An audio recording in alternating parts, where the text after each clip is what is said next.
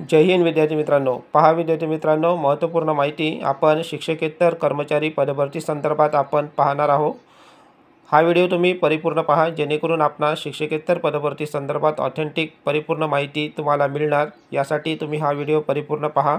राज्यामध्ये आता लवकरच 9.5 ते 10,000 पदे ही शिक्षकेतर कर्मचाऱ्यांची भरली जाणार आहे आणि तसा अहवाल शालेय शिक्षण विभागाने शासनाला सादर केलेला आहे। काय आहे सत्यता आणि परिपूर्ण माहिती काय आहे ते आपण या व्हिडिओच्या माध्यमातून आपण परिपूर्ण पाहू। यासाठी तुम्ही हा व्हिडिओ परिपूर्ण पहा। आता पुढील स्लाइड पहा विद्यार्थी मित्रांनो, स्क्रीनवर तुम्हाला महत्त्वपूर्ण माहिती शालेय शिक्षण विभागाची दिसत आहे। शालेय शिक्षण विभागाने जे आपल्या शैक्षणिक संस्था असतात, खाजगी असो की गव्हर्नमेंट असो, यामध्ये मोठ्या प्रमाणात काय आहे, शिक्षकेतर कर्मचारी यांची जी पदे आहे ती खूप रिक्त आहे। तब्बल 25,000 पदे रिक्त आहे। त्यापैकी 9.5 ते 10,000 पदे ही आता भरली जाणार आहे आणि तसा अहवाल शालेय शिक्षण विभागाने शासनाला सादर केलेला आहे आणि शासन यावर कधी निर्णय घेते, कधी या प्रस्तावाला मान्यता देते हे महत्त्वपूर्ण आहे।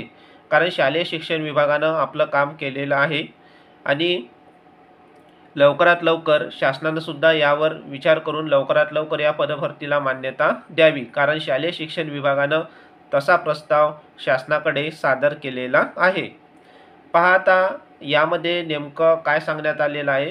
पहा, स्थानिक स्वराज्य संस्थांसह खाजगी अनुदानित, अंशतः अनुदानित शाळांमधील शिक्षकांची भरती सध्या पवित्र पोर्टलमधूनच होते।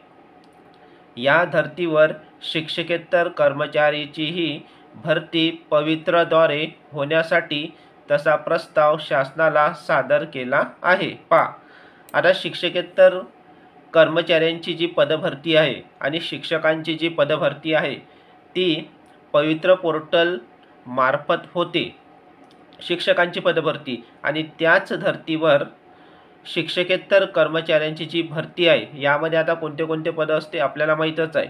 आता यामध्ये जे शिक्षकेतर कर्मचाऱ्यांची जी पदे आहे, पहिला आहे प्रयोगशाळा सहाय्यक, दुसरा आहे कनिष्ठ लिपिक, तिसरा आहे वरिष्ठ लिपिक आणि चौथा आहे ग्रंथपाल। ही जी पदे आहे शिक्षकेतर कर्मचाऱ्यांची, यांची जी पदभरती आहे ही सुद्धा आता पवित्र पोर्टल याद्वारेच होणार आहे आणि तसा प्रस्ताव शासनाला शालेय शिक्षण विभागाने शासनाला पाठवलेला आहे, बरोबर आहे। आणि राज्यातच लवकरात लवकर आता शिक्षकेतर कर्मचारी या पदांची भरती आता होणार आहे।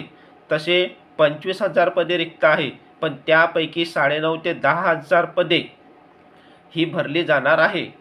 कारण तसा प्रस्ताव शालेय शिक्षण विभागाने शासनाला पाठवलेला आहे। इथं आपल्याला दिसत आहे सचिंद्र प्रताप सिंग सर शिक्षण आयुक्त, बरोबर आहे।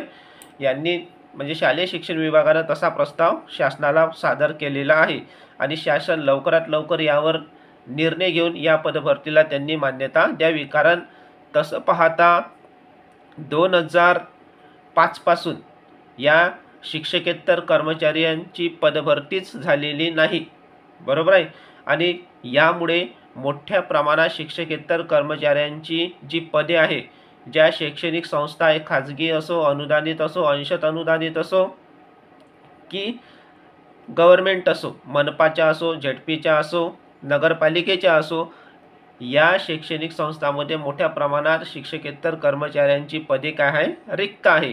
म्हणून या प्रस्तावाला लवकरात लवकर शासनाने मान्यता द्यावी आणि तसा अहवाल शालेय शिक्षण विभागाने शासनाला सादर केलेला आहे। आणि ही जी पदभरती आहे शिक्षकांच्याच पदभरतीसारखी म्हणजे पवित्र पोर्टल मार्फतच होणार आहे। पण आता पवित्र पोर्टल मार्फत तर होणार आहे, पण आता ही IBPS घेते की TCS घेते की अधिक कोणती संस्था घेते हे आता आपल्याला इथं क्लिअर झालेलं नाही आहे। म्हणून राज्यामध्ये अशी शिक्षकेतर कर्मचाऱ्यांची पदभरती ही लवकरात लवकर होणार आहे, समजलं। आणि या नंतर तुम्ही साम टीव्हीचा एक स्पेशल रिपोर्ट शिक्षकेतर कर्मचारी पदभरतीचा तुम्ही पहा। खासगी अनुदानित शैक्षणिक संस्थांमधील शिक्षकांची पदं ही पवित्र पोर्टलद्वारे भरली जातात। याच धर्तीवर आता खासगी अनुदानित शैक्षणिक संस्थांमधील प्रयोगशाळा, सहाय्यक, कनिष्ठ लिपिक आणि ग्रंथपाल अशी शिक्षकेतर कर्मचाऱ्यांची पदं देखील पवित्र पोर्टलमधूनच भरली जातील। शालेय शिक्षण विभागाने तसा प्रस्ताव शासनाला सादर केलाय। राज्यातील खासगी अनुदानित शैक्षणिक संस्थांमध्ये सुमारे 25,000 शिक्षकेतर कर्मचारी मंजूर आहेत। त्यापैकी 9.5 ते 10,000 पदं ही सध्या रिक्त आहेत।